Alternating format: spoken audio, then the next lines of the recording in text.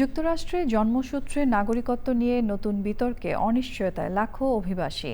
President Donald ট্রাম্পের এক নির্বাহী আদেশের বৈধতা নিয়ে শিগগিরই রায় দিতে যাচ্ছেন দেশটির সুপ্রিম কোর্ট। অভিবাসী অধিকার কর্মীরা আশঙ্কা করছেন এই রায় ভবিষ্যতে লাখো মানুষের নাগরিকত্বের প্রশ্নে বড় প্রভাব ফেলতে পারে। বিস্তারিত জানাচ্ছেন লায়লা নওশীন।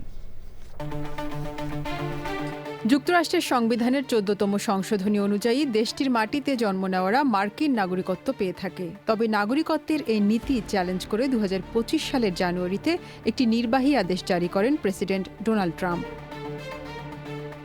ট্রাম্প প্রশাসনের দাবি, জন্মসূত্রে নাগরিকত্ব নীতির সুযোগ নিয়ে অনেক বিদেশি কেবল সন্তানকে মার্কিন নাগরিক বানাতে যুক্তরাষ্ট্রে আসছেন।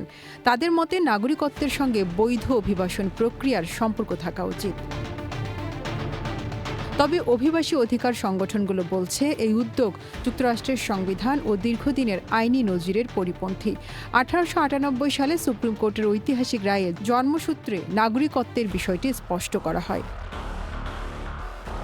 আইন বিশেষজ্ঞদের মতে বর্তমান মামলার প্রভাব যুক্তরাষ্ট্রের অভিবাসন নীতিতে দীর্ঘমেয়াদে বড় পরিবর্তন আনতে পারে।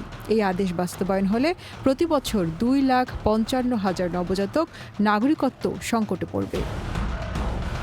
Laila Nowshin, channel I.